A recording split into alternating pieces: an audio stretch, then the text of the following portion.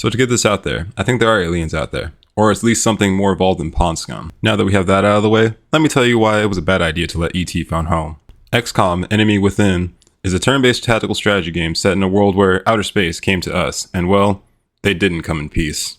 You are tasked with the defense and or prolonged resistance to the alien invasion. Along the way, you'll learn more about our foes and their various forms, as well as learning how their tech works. How far would you go? Whose lives do you save? And where? For some clarity, I'm playing the Enemy Within expansion, since from my experience, in-game and in the sequel, it's the most connected continuity-wise, as well as having a whole set of features that help to add a whole new dimension to your battle against the alien invasion. Most notable is an introduction of new soldier classes and abilities.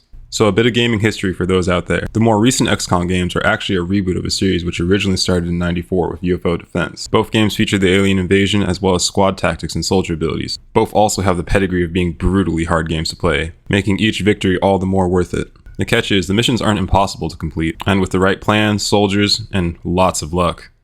Like a lot of luck. Developed by Firaxis Games and published by 2K in late 2012, the game was met with pretty solid reviews, mostly talking about what I like to call the difficulty to enjoyment ratio, or how hard can the game fight against you but still make it fair and rewarding. A good number of Souls-like games do this. Ever since, XCOM has been the defining standard for its genre. We see many games with a similar format to the XCOM-like model with, their own individual twists, but at their core they're heavily inspired by the modern XCOM games. The game in general can be broken up into two distinct sections, managing your base and combat missions where your soldiers fight on the front lines. Each has an impact on the other, combat missions being the main way you acquire materials for research and development, for creating new gear to ensure your soldiers last a little bit longer out there. Managing and growing your base is a vital part of your overall success. The two main departments you'll be helping grow and support are Dr. Valen's research division and Dr. Sheng's engineering department. For obvious reasons, it really helps to balance your resources between getting new gear and building out your base, since the more you build up, more gear you'll have available to use. As you build more facilities, your abilities as an organization start to grow and increase. The base serves several functional roles in game, starting with the science department, who is responsible for not only helping you understand the aliens,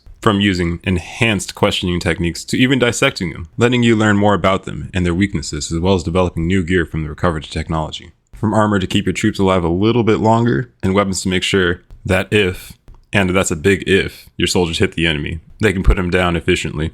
To new applications from the tech recovered from UFOs that truly make the difference in the field. Some of the things recovered from the field even unlock additional classes or options when certain facilities are built. There's also in the base where you manage your standing with the sponsor nations that are supplying XCOM with both troops and materials, as well as funding. Looking up what the game affectionately called the Doom Tracker is where you can gauge how panicked the sponsors are and how to handle any requests that they have. You can also visit the gray market here and sell off any materials you recovered from the field that, you don't really think you need anymore. Be careful though, some things are a lot harder to come by than others, and some of those alien materials are critical to making game-changing gear. There are many ways to help manage the overall panic across the globe. From launching satellites to help track UFOs and taking them down, this sets up the only minigame in base management mode, the Air Intercept.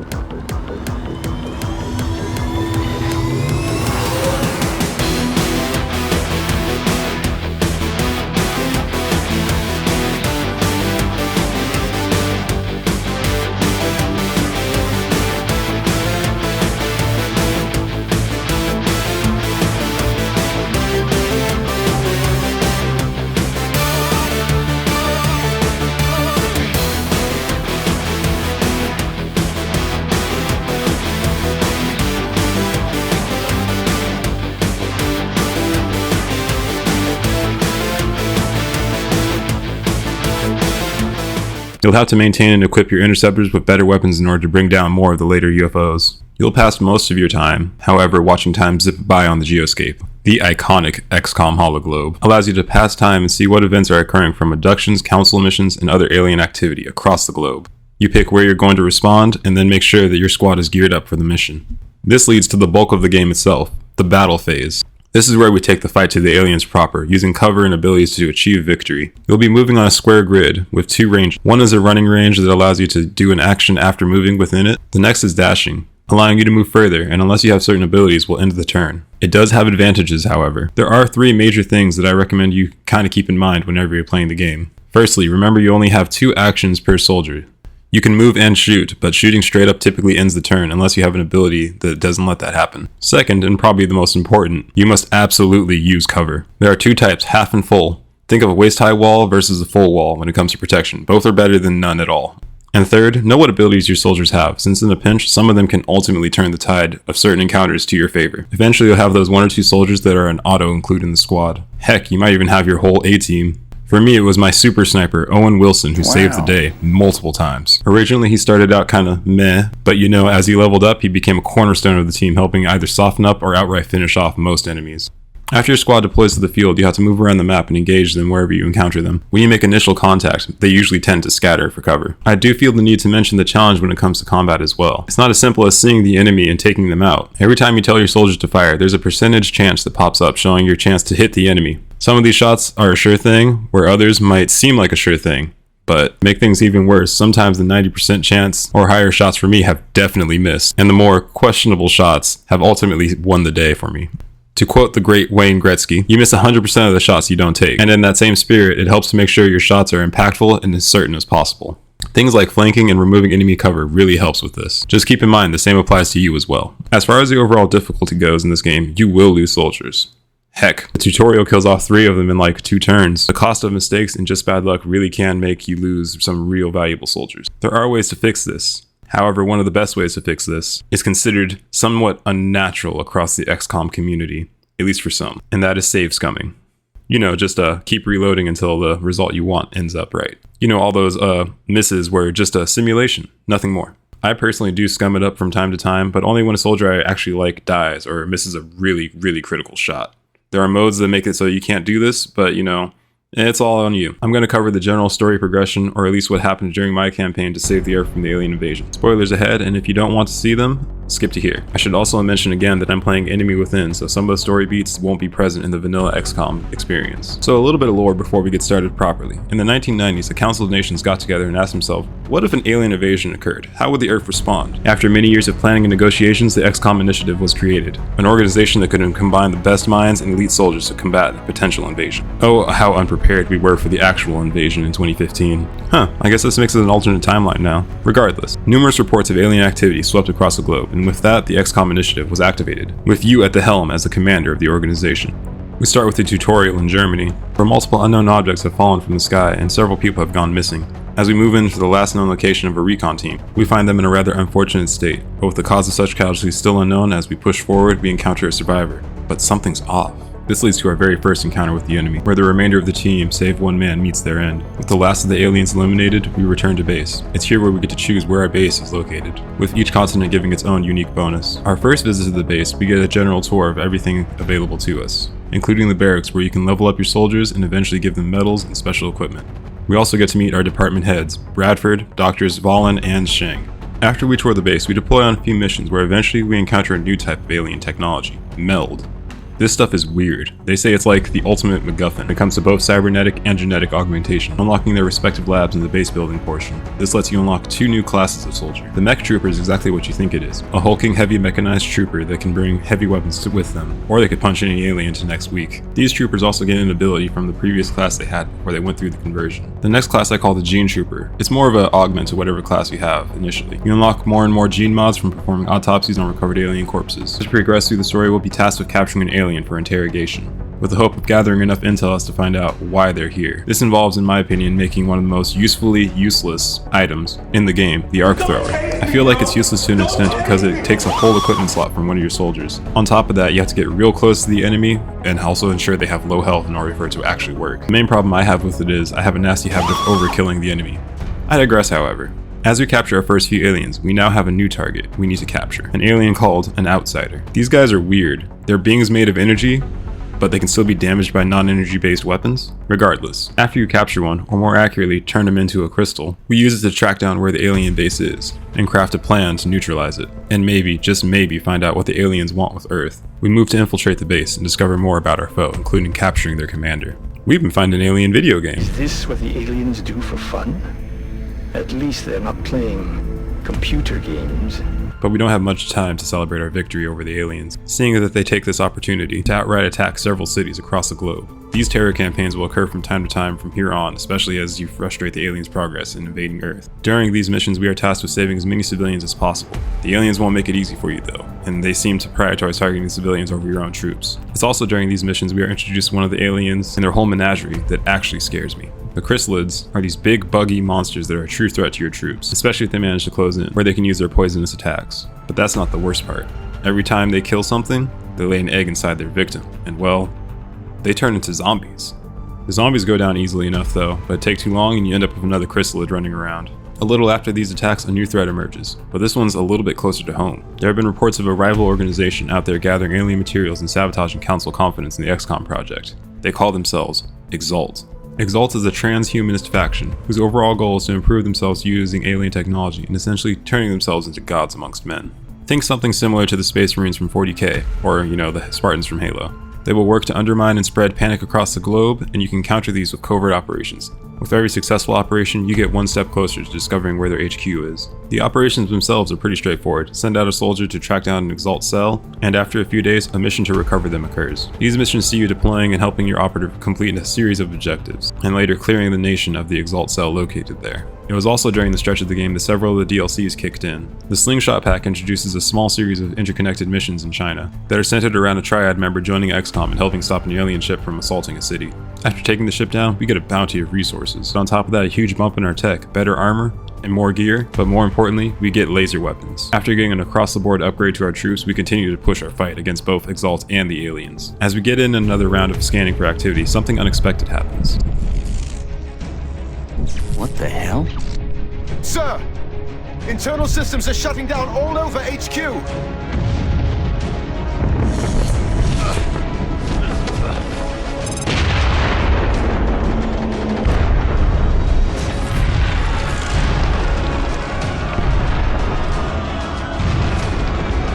This is Central. Security status red. Repeat.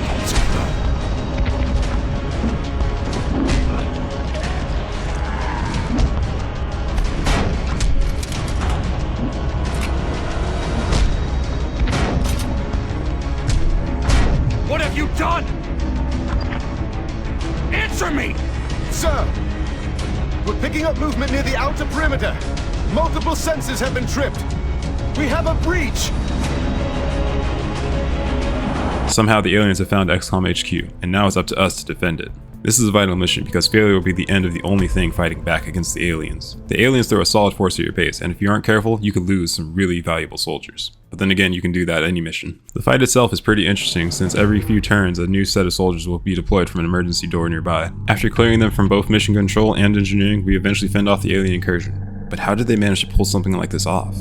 I neglected to mention that through my playtime, the enemy has been slowly escalating in power at a similar pace to my own research, making it so even though I just got those fresh, shiny new plasma rifles, the enemy gains more health or was more resistant to damage overall. Even Exalt gets in on this with an upgrade to their weapons, durability, as well as gaining new abilities. After a few more missions fighting both the aliens and Exalt, we get a mission from the Council.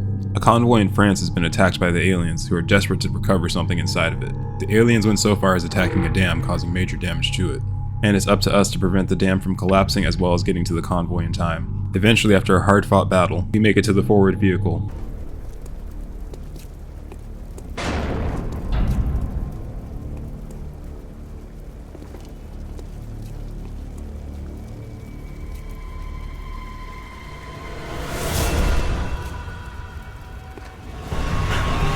Where we meet Annette.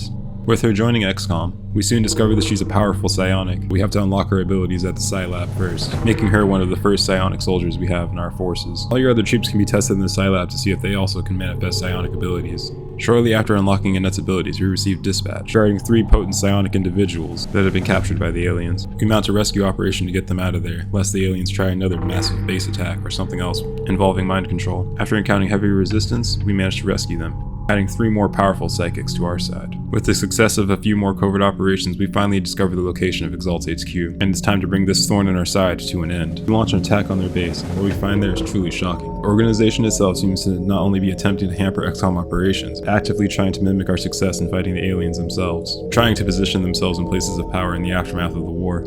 A true shame then that they decided to cross Xcom.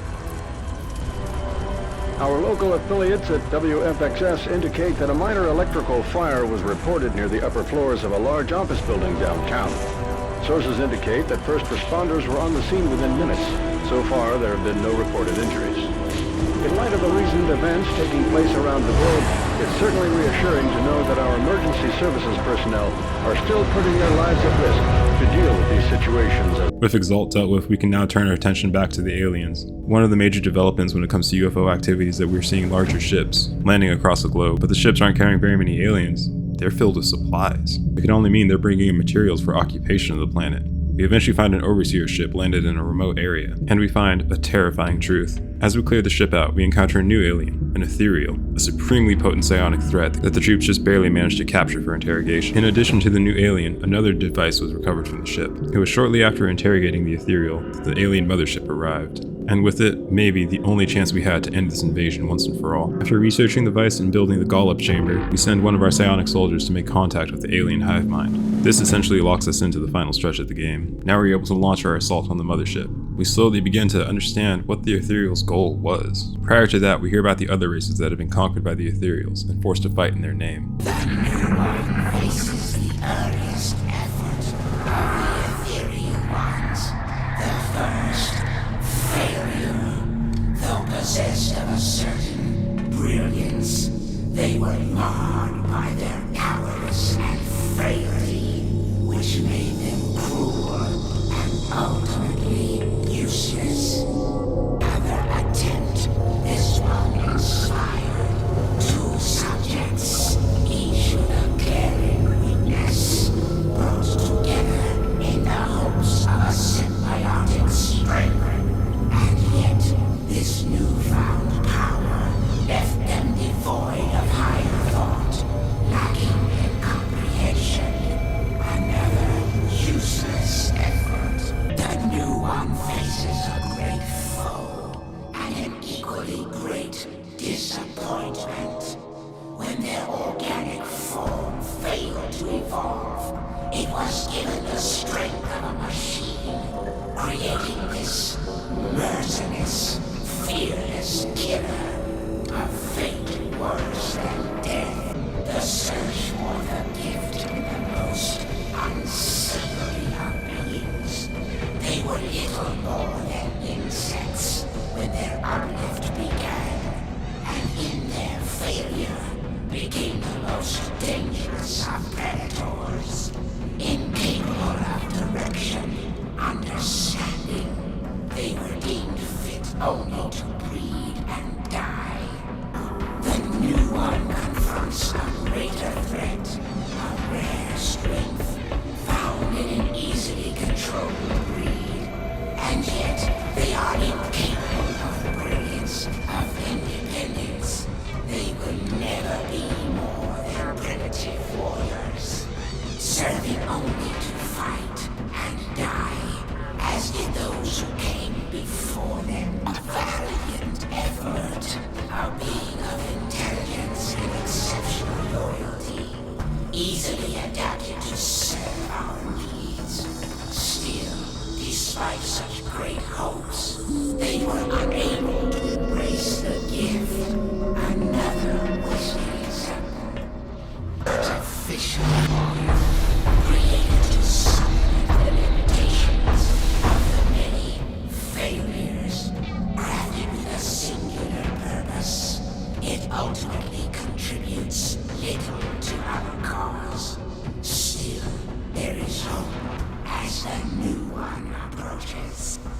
It would seem they want humanity because we seem to have that special sauce. That is, we are the perfect species who can not only wield the psionic gift, but our physical form is ideal as well, owing to our adaptability and diversity, something the other races seems to be lacking, in one regard or another. Later reveal that they want us to cultivate the gift within humanity, to some unknown end. Regardless of what their plans were for humanity, we give them the good old Earth welcome. I'd be lying if I said the last fight was easy, but if you take out the head ethereal, it ends quickly. With the ethereals defeated, the alien mothership begins to collapse into a black hole. As the rest of your soldiers move to evac, your psionic soldier will sacrifice themselves to save all humanity. And that's it, we did it. We saved Earth, we protected humanity, but something else still bothers me though. Why did the aliens put all that effort into such an aggressive invasion, when they could have just mind-controlled a bunch of world leaders and, made them surrender? Either way, I've been dealing with a strange headache I've had since the base attack. It's probably nothing. Xcom is many things, especially in the modern gaming era. A brilliant and well-made turn-based tactics game that now, for lack of a better word, sets the genre standard. Sure, it has its flaws like many games do. from somewhat glitchy animations to turns sometimes taking a really long time. Most of these can be fixed with mods, by the way. But aside from that, this game, at least in my opinion, is considered one of the quintessential games to come out of the 2010s, especially in regards to strategy games. I would solidly recommend this game to anyone who is looking for a challenging and sometimes fair game to sink their time into. And with numerous mods, such as the Long War adding and refining mechanics all over the place, you'll truly be in for a fun time saving Earth from an alien invasion. Speaking of invasions, the next game up will be a bit close to home, at least for those in the US of A.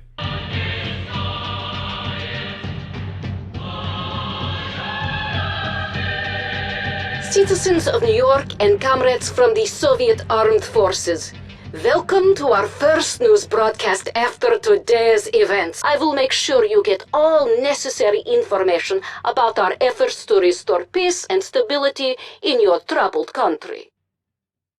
Our Soviet leaders have been concerned for years by the plight of the poor American people suffering under a corrupt regime. Today we have finally succeeded in liberating the suppressed masses of Americans from further hardship, and we will soon restore law and order in a new rule of government. And we expect and believe that every citizen will swear allegiance to this new order. Cooperate and you will reap all the benefits of the Soviet system. All measure of resistance will be futile and dealt with swiftly. Welcome, New York, to a better future. Be sure to like and subscribe and stay safe out there and have a great day.